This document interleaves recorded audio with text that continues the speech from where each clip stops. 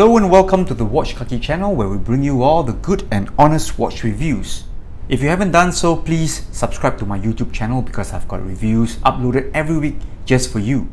In today's video, we are going to do a full review of this new Orient diver watch. The reference number for this watch is RA-AA0915R. That's a very long and silly reference number. So it is known as the Kanno. I've checked on Orient's USA website, and this one is known as the Kanno diver. So sometime back in August this year, they've launched 5 or 6 new color variations. I think they've got a Pepsi version, they've got this orange and green one, and I've selected this red dial version.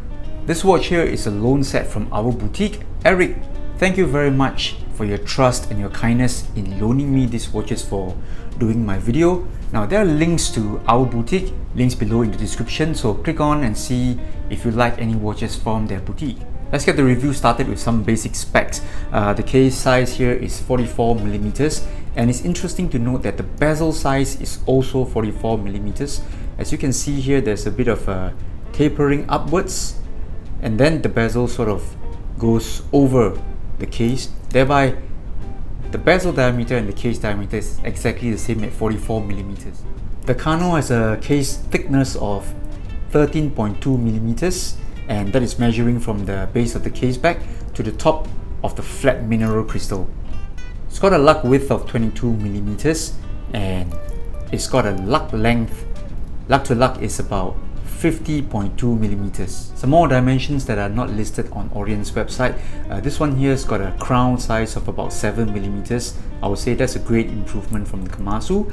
And bezel size is 44mm as described earlier, but the dial diameter, the dial size is about 33mm, and I would say that's actually a good size if you're looking for a bigger dial diver. Water resistance of the watch is 200 meters, and it is good to note that this is not an ISO rated diver, so I think this is a diver style watch because it's also lacking a loom pip. The Kanno is powered by Orient's in-house movement. The caliber number is F6922. This is a big improvement from the older movements whereby they've got this silly crown thingy at the 2 o'clock area for the day-date wheel. Now this one here is only one single crown operation.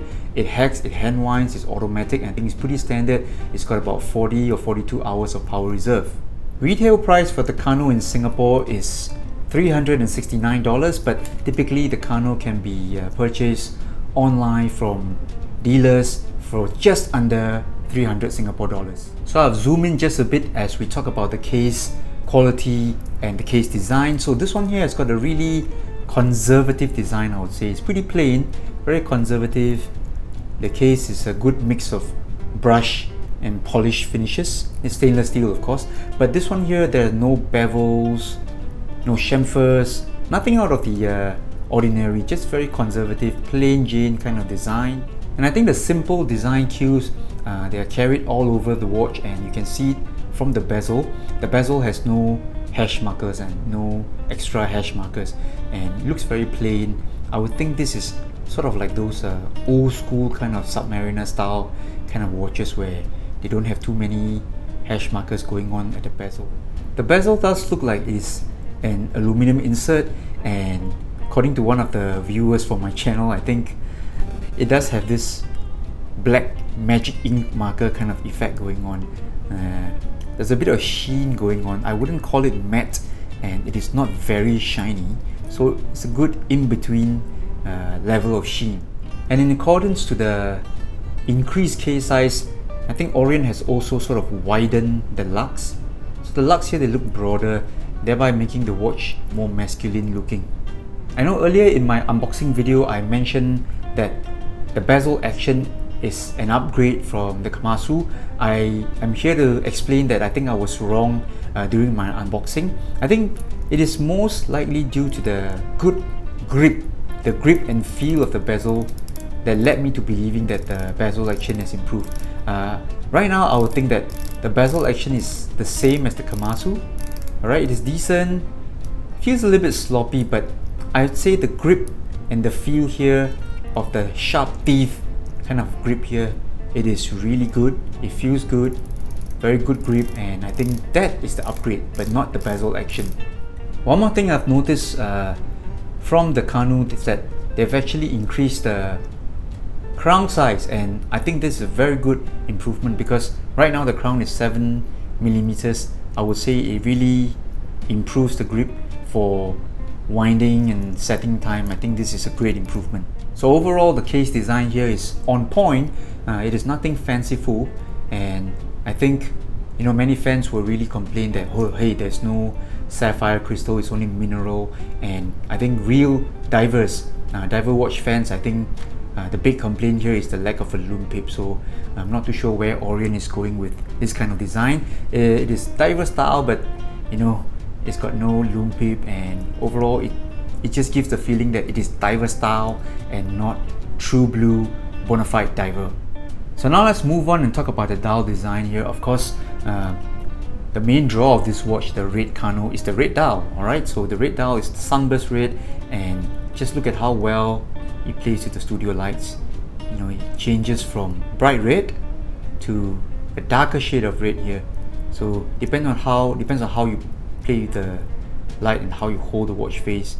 The indices, the markers here, they are bordered also in white. Alright, the markers, the indices, they look like they're applied. So there is no chapter ring to this watch, making the design very clean. The minute track, the minute markers, they are printed on the same level as the dial itself. So I would think this is a very clean design. And finally, there's the half bordered dated window. So over here, only the top and bottom of the dated window, they are bordered, leaving the left and right open. So in terms of dial design, again, the Orient Kanno keeps things very safe, very conservative, nothing out of the ordinary. Safe sword hands for the hour and minute hands, and bar markers for the hour markers. And I must say I quite like the bezel, right? The look of the bezel minus all the little hash markers. I think this simpler bezel actually works in my opinion, but of course you can see that they should do better with the bezel alignment. Just take a look here, it is way off. Now, this being a loan set, I don't want to remove the wrappers that are still on the bracelet. So the bracelet, I would say, is pretty standard for entry-level Orient watches. Again, there are no solid end links. Take a look here, it is folded, but not an issue in my opinion. I think this thing is just overrated. This solid and non-solid end links, not an issue for me, because when you wear it, you don't feel it. You don't feel if it's solid or not. It's not a problem, alright? So I'm more concerned about the fit, and I think with Orient bracelets, normally you do get a good fit. The links are, not too long, and there should be enough micro adjustment holes at the clasps here for you to get a good fit. So some improvements here that could be made would be a slightly more taper on the bracelet. Right now it's 22 tapering to 20. I think if you taper it down to 18, it will give the watch a more classy look to it. So I've just given the watch a good blast on my UV torch. Let's switch off the lights now and see how good the lume is. And boom, there you go. Well, this lume here is pretty good. It is not as bright as Seiko Lumi Bright for sure, but I would say it beats many budget entry level watches and even some of the lower end Swiss divers. So I would think it's pretty good attempt by Orient with this lume. So here's a fake wrist shot of the watch on my wrist. My wrist is about 17 centimeters, 6.8 inch, and you will see that it's a pretty big watch, mainly because it's got a pretty long lug to lug distance, 50.2 millimeters. I think that's just about the max my wrist can take here. But one thing I like about this watch is it's not overly tall. Just take a look here, it doesn't sit too tall, but there's a bit of a lug gap going on, again due to the 50.2 millimeters lug to lug distance. For sub 7-inch wrist, I think this watch is still doable. It doesn't have a big crown guard or anything like that. The only thing you need to be concerned about is the lug gap. Apart from that, the thickness and the case size, I think they're pretty manageable. So here are some final thoughts on the Orient Kanno, this new version in red dial. It is a great budget diver, and I would say this is a diver style watch. It's not a real diver watch per se, because it's not ISO rated for sure, and it actually lacks a loom pip, and the overall styling I would say is more towards the dressy side of things. It's got really nice dial color options. I think you've got 6 dial options available, and for the money I think you get decent build quality. Everything here looks okay, nicely put together, nice brushing and polishing. Alright, so nothing fanciful, no fancy bevels, designer look to it, but I think it does the job pretty well.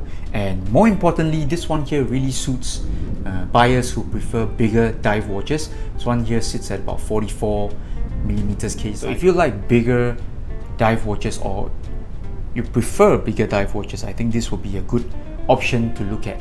So of course, some watch collectors are going to be concerned that this one here has got no sapphire crystal, no loom pip, bracelet has no solid end links, and looks like they're getting a bad deal out of it. But I think it's not a big deal, because after all, this is an entry level budget diver style watch, so you need to set your expectations accordingly. So there you have it, the Orient Kanno in a new red dial version, reference number RA-AA0915R. Okay, I got that right the first time. So if you like this watch, if you like George, please come back here more often, subscribe to my channel. I'm the Watch Kaki. I will see you next week. Bye bye.